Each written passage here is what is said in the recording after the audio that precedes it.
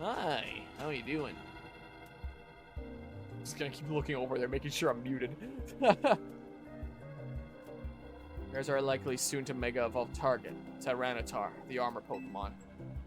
Yeah, I know its category. As you expect from the name, it possesses impressive defenses. This may be a long fight. My Scrafty should do well against the Tyranitar in terms of tight matchups. And in any case, this Tyranitar needs our help, so we'll simply have to do it. Okay, the concentration of Mega Power in your vicinity is rising rapidly. Warning, Rogue Mega Evolution is imminent. I'm ready to handle it. I bet you can handle this on your own if you had to. You can count on Scrafty and me for help. Remember in the last Pokemon game, Scarlet and Violet, where you were doing raid battles and it was actual, like, 4 people at a time? Not 2 like this, and with 1 CPU only. There's no, like, multiplayer PvE mode. So sad. I would get some other music playing, but again, my desktop audio is muted. So I can't.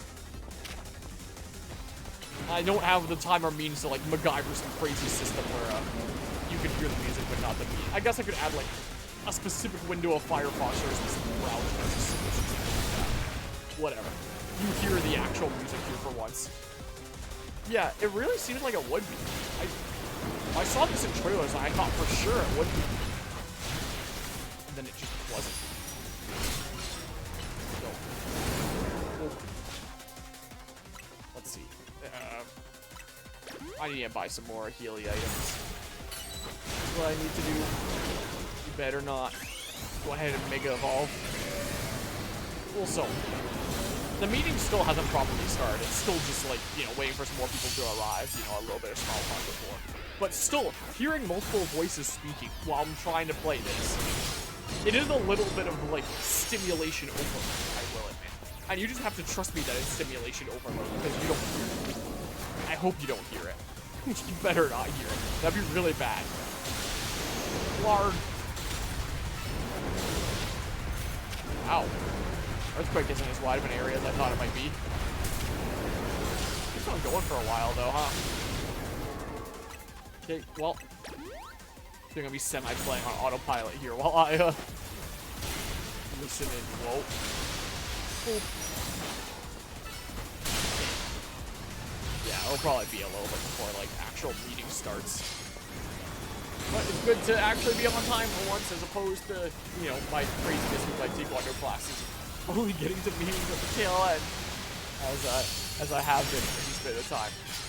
We get Music Spiral 1, 2, 3 music is such a banger. I'll believe you. I've never actually played a Spyro game before myself. I wonder what the symbols there under the health bar mean, where it showed, like, the down triangle on the left side and then 4 dots.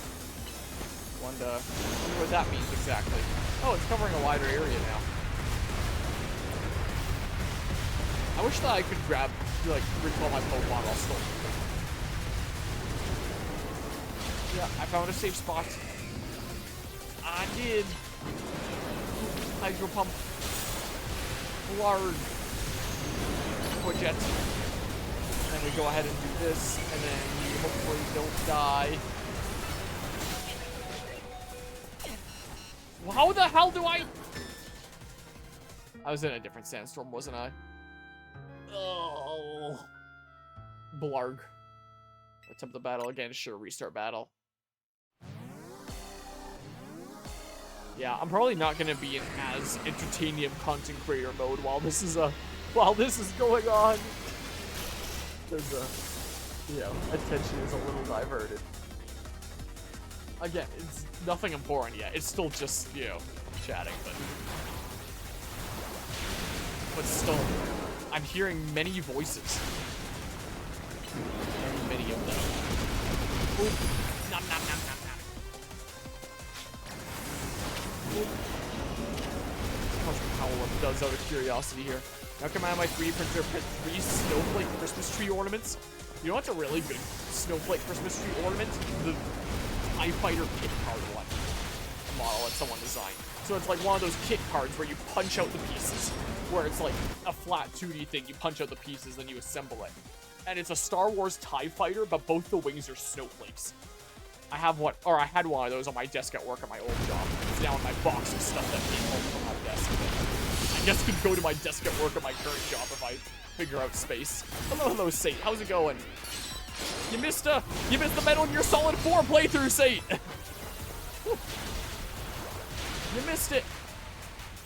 ZX turned out to be, I assume you mean ZA here. Okay-ish, better than some other recent ones, but, you know, still lacking compared to a lot of modern games. I'm kind of entertained by the story, because it's, like, actual unhinged lunacy and self-aware of it. So it's just kind of entertaining. How do you like them? 3 and 4? I really like 3. I don't know how big a fan I am of 4. Like, it was fun. Like, I still enjoyed it, but, you know, I did it during Extra Life. So it was my 24-hour cheery stream on the West Emmons Mall ice rink. Start to finish 24 hours. It was the closest I have ever come to potentially not being a game time there. I guess Pokemon X and Y went a little overtime when I did that. But when I'm on like when I'm at a physical event with Extra Life on the rink there, I can only go so long before stuff has to get dismantled. So I beat the final boss, and the ending cutscene was so long, and literally everything around me was dismantled. They were starting to put tables away. Nobody else was gaming anymore. It was just me. Most people were disconnected from the internet. They let me go a little bit longer. I was like, I'm on the last cutscene, please just let me finish. I'm so close. I've been going for 24 hours. I finished the last cutscene, and then I had no time to give my review. I was like, yeah, I gotta leave right now, because, you know, they're kind of waiting on me a little bit. So I called it really, really close there. The whole game looked basically the same. It had the same feel visually and, like, you know, just aesthetically. The first 2 acts were just nothing but crawling through active battle. So, like, the other Metal Gear games, I would have fun, like, sneaking around guards that are patrolling. But with freaking active battlefields in MGS4, like, it was a nice change of pace. But when Act 1 and 2 were just that gameplay-wise non-stop, and, you know, I'm there on the Extra Life ice rink, listening to, like, the live orchestra on the rink over there, a bunch of people gaming over here, general announcements, the hustle and bustle of one of the biggest malls in the country, while I'm listening to, like, active gunfire that I've turned up so loud to be able to hear it at all as I'm crawling through, playing on Big Boss Hard mode, because I always play on the hardest difficulties, and that was the hardest that's unlocked by default. Technically, I could beat the game and do, you know, the boss hard, or the boss extreme, or whatever the heck, but I did Big Boss Hard. And I was struggling there to not be seen. I was getting destroyed. I'm gonna have PTSD to, like, the active battlefields of MGS4. So Act 1 and 2 were just crawling through active battlefields. The beginning part of Act 3 took me 2 hours to tail the stupid guy, because I got really close after about 1 hour, and then my game crashed, and then I had to redo it, and I had to tail the guy from the beginning again. And my god, it was just driving me up the wall, man. Like, it's real Battlefield PTSD for me, is what it really felt like. Like, outside of maybe some of the frustration that I might have had with, like, Metal Gear 1 and maybe Snake's Revenge, outside of maybe that, like, it is probably, like, the most frustrated and just done and just, I'd been gameplay-wise in the Metal Gear series. Yeah, to redo the tailing mission, no. Yeah, my emulator crashed on the worst mission with the crash at. I was getting close to the end, and the most recent save was, like, the beginning of Act 3, so I had to do it all again. So, you know, that contributed to my ending time being really close as well. So I'm glad I beat it, but my god, it was really close. Like, there were definitely parts of it that I liked, you know, I appreciated the story. I needed to go back and watch some of it after the fact to understand what the hell was going on. And even then, I don't think I'll ever completely quite get it. So generally enjoyable. There were some really hype moments, like Metal Gear Rex versus Metal Gear Ray. I didn't take any damage during that boss. It wasn't hard at all, but, like, it was really cool and hype. The twist? Which one? There's kind of multiple. Which one? All of them? You know, all kind of cool and, you know, I mean, some of this stuff with Liquid Ocelot where it's like, really? He planned this all even when it was, you know, doing some really bad stuff there? Like, really? Press X to doubt? But yeah, Naked Snakes, Metal Gear Solid 3 friends being the antagonists. Yeah, it definitely felt like a nice, natural next game after MGS3, so I am glad that I played them in order. You know, I like that. But yeah, it was funny, right at the end. My little cousin had come with me, and his game to play start to finish was Bloodborne on my PS5, since I wasn't using my PS5 there. So he finally got around to playing Bloodborne. So he did Bloodborne start to finish at the event. So because he was done with, like, Bloodborne with some extra time, he was, like, checking to see what was going on with me. The game is a bit loud. Oh, yeah, it is, isn't it? Oh, my God. I'm looking over at it. It is. It is so quiet for me. I can barely hear the game. Because I'm in a Fragapalooza meeting. I forgot that there was a Fragapalooza meeting going on today until my phone reminded me.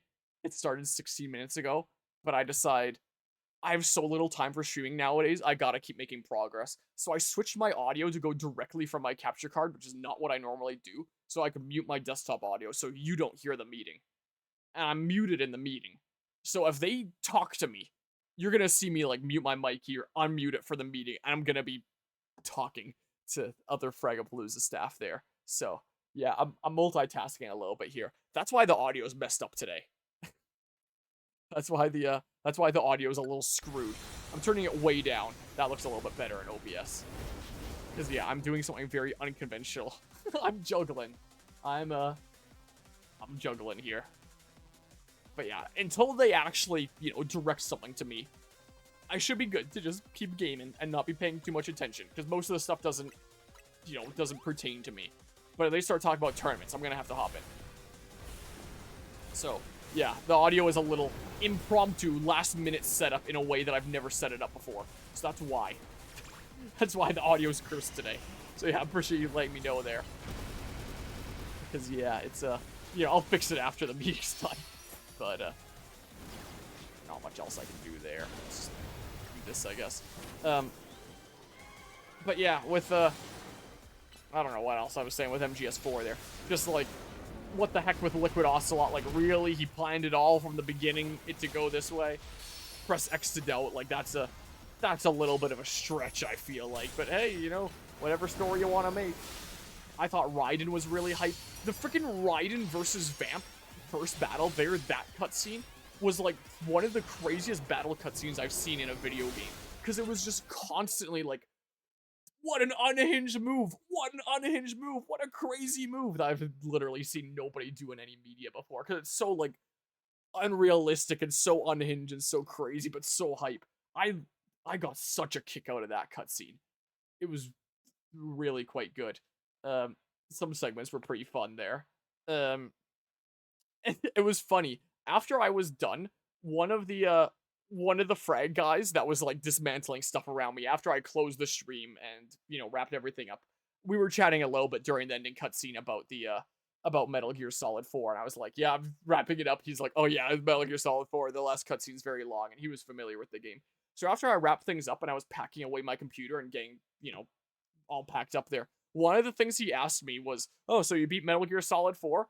Can you tell me what it's about? And I was like, and he was like, yeah, I know, right? So I thought that was kind of funny. Just asking me what the game was about. So there was that. The one where they fight in its split screen? No, that would be like the final battle there. The one that was just pure cutscene, where it's just I'm watching. The split screen was where I'm still fighting and I'm shooting like all the freaking cow-sounding things that I'm forgetting the names of right now. The not Metal Gears. Those. Wow. That was cool too, but I couldn't really pay attention to the split screen because I was busy shooting all those things. But like the first cutscene that I paid full attention to, like that was pretty cool there. Geckos, that's what they were called. Yeah, I guess they're not really at the forefront of my memory because I've technically only played Metal Gear Solid 4 one time and that's it. I only have one play session. That bug again. 2 if you count my game crash. becoming session 2. God, can you come back, damn it? What the hell, man? What the hell? Here, you do it, I guess. So yeah, hopefully you can hear the game decently well without it being overpowered. I barely hear the game. It's basically silent to me. Because my whole audio setup is impromptu and cursed, and I've got the freaking meeting pumped up here. So I've got all jacked up. The takedown silly animation, boop. It's not as silly when Mega Evolved, but hey. But yeah, I generally enjoyed it though. But now that I've beaten Metal Gear Solid 4, that means the next game that I want to play is Metal Gear Rising: Revengeance. And I'm debating about whether I want to play it for the 24-hour charity stream 14, the next one of those, or Janland in January from the 23rd to the 25th. Like, if I did it during the 24-hour cherry stream, maybe I do a half and half where it's a 24-hour stream, so maybe I do like half Metal Gear Rising and half Metal Gear Solid Portable Ops, and then I get both those done at the same time. And then, never actually played that one, Rising? It's like one of the most well-known ones, even among like non-Metal Gear fans. Real good, I hear. And like a good short length, that'd be great for like a LAN or a 24-hour stream. So right now I'm debating between, is the 24-hour 14 Rising plus Portable Ops? Or do I do Rising during Janland earlier, and then maybe the 24-hour Cherry Stream 14 is half and half with Portable Ops, and then maybe I finish off the Metroid series by doing Other M. Because I'm gonna do Prime 4 when it comes out on Thursday here, which means that Other M will be the only Metroid game that I haven't played yet. Like, outside of, you know, originals of remakes that I've played, obviously. But, and then I have, like, 2 very different games going on, and each of them will take, like, 10 to 12 hours, something like that.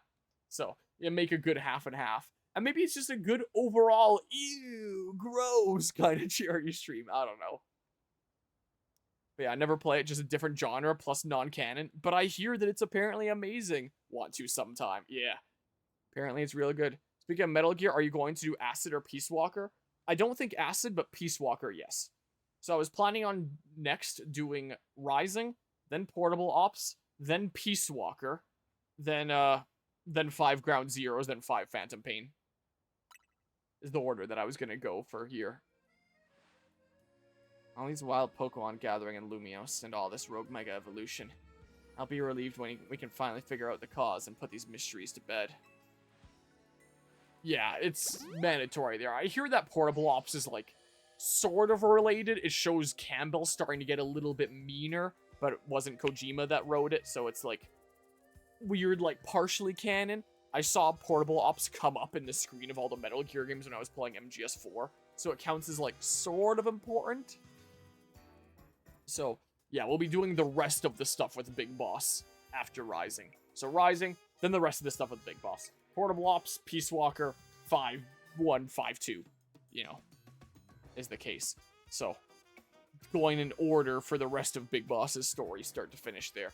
Looks like we've taken care of all the rogue Pokemon that Vinny reported. Why don't we regroup at the hotel for now? Sure. Let's head back to Hotel Z then, shall we? Also, I'd show you some funny Twitch clips that came of my Metal Gear Solid 4 playthrough. But they would be muted, so there's no point, man. Because you can't hear my desktop audio. Because I don't want you to hear the meeting. Damn, I'm sad I missed MGS3 and 4. Check it out after the fact on YouTube here. My MGS4 parts have been going up for a while now. I think like half of it is up there right now. And of course the VODs are always there as well, so like, you know. The streams are always around, but I know not quite the same experience as being live. Yeah. Part of me while I was doing it was kind of surprised, like, I'm kind of surprised that I'm not seeing any Sate Jam for this legendary Metal Gear Solid 4 start to finish. Mythic redeeming the quack there. I can just barely hear over the voices. I'll watch the playthrough on YouTube.com. That's right. That's what you gotta do. Yeah, it was a time. It was an extremely close call. Also, it's technically the first 24-hour cherry stream that I failed.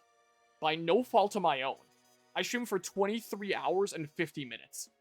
As the last person there, everything being dismantled around me. So, like, if I was here in my office, I could have easily just gone for 10 minutes and succeeded.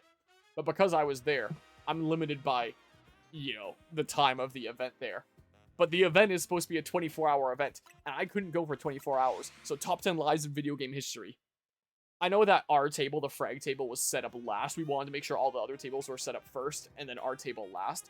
So technically, a bunch of gamers over there started like anywhere from 30 minutes to an hour before we did, to be fair, because we were, you know, got them in first setting up before we did any of our setup for our own stuff.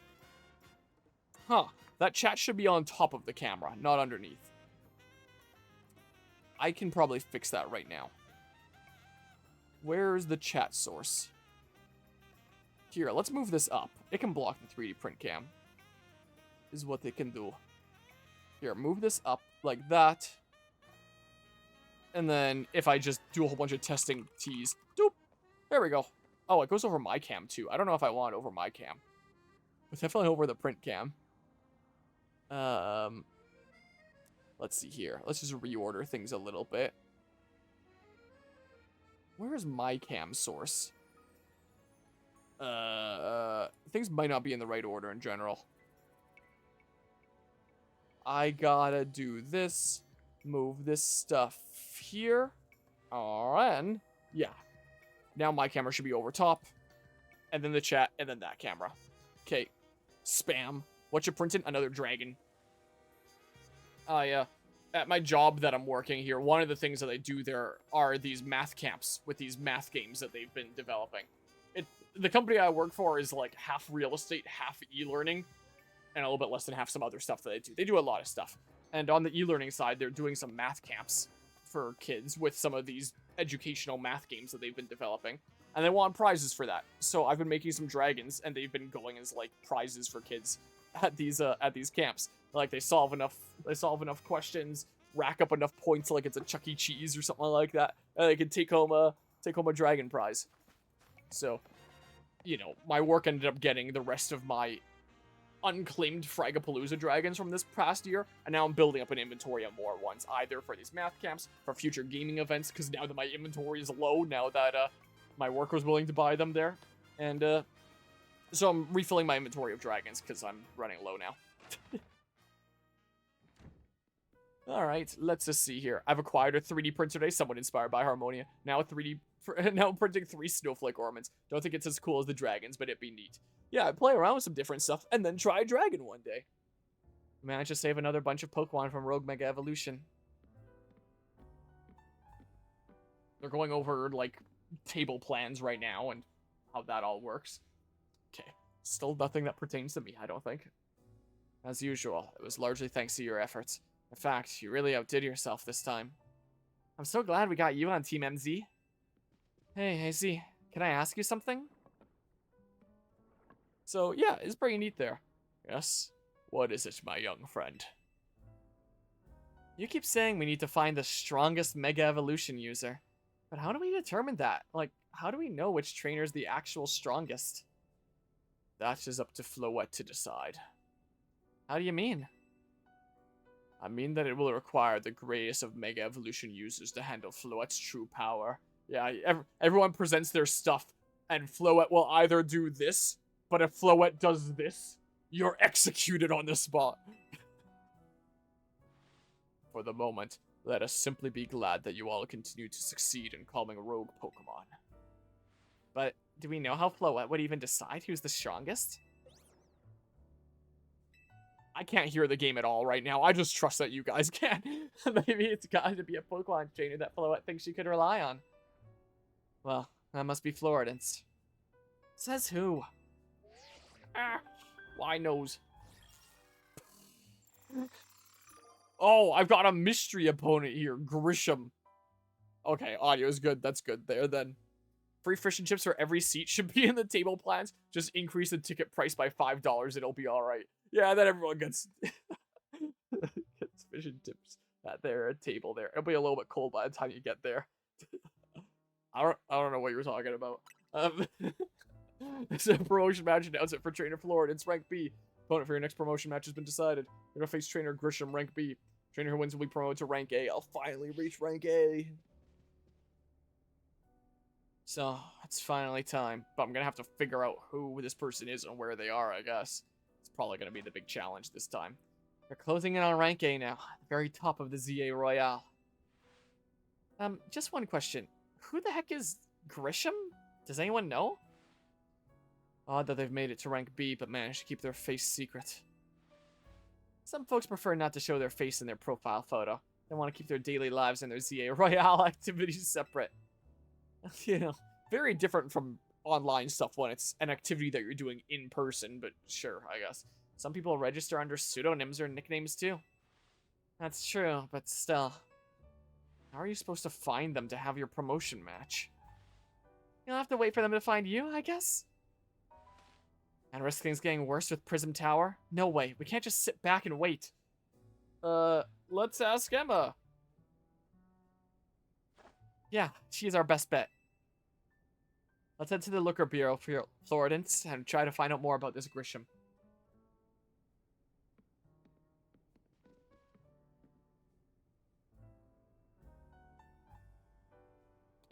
Talk about overflow seating. I'm like mishearing things because I'm talking constantly. I was like, wait a second, what does this stuff mean?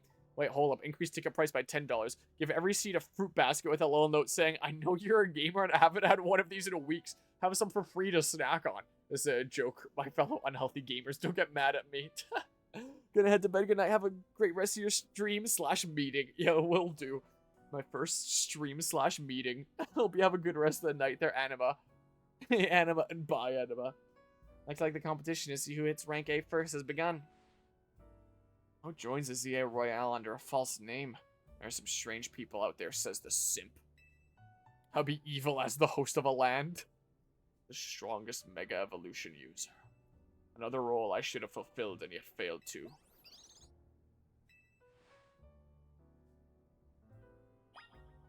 Gotta head to bed for works. That's understandable there. Hope you get some good rest. And have a good day at work tomorrow there. You know, it's the company that I work for, I'm mainly helping with the real estate side. And one of the big things with the real estate side is they really came into ownership of a very old building. It's a post office in town that was built in 1912. So this building is over 110 years old. And there's 3 spaces in it. There's the main floor, there's the top floor, and there's the basement. The main floor and the top floor already have businesses in them. And but the basement is empty. It used to have a business in there, but it doesn't. It's vacant. It's just empty space that needs to be sorted through and fixed up a bunch. When I saw the basement in there recently, one of the first thoughts I had was like, man, this would be a crazy location for a LAN event in a 110-year-old building. No one's using it, but parking is friggin' non-existent there, so that's not possible. But it was a thought that went through my head like, man, how crazy would that be? You know, it was a thought that occurred to me. Like, hey, if we don't have any business in there and the space is just open, and why don't I rent it out from my boss? You know, can't exactly be parking around there. Just busy part of town. Basically no parking, so wouldn't be able to happen, but it would be really friggin' cool. Ride your bicycle to the LAN, strap your PC to your back, and wear your monitor like a hat. Yeah. But then you would need all the cables and stuff like that and a bag on your side. That would certainly be something. That would be really cool, doing like a little event basement of a building that old, but yeah, no. Cool idea though. Very cool idea though.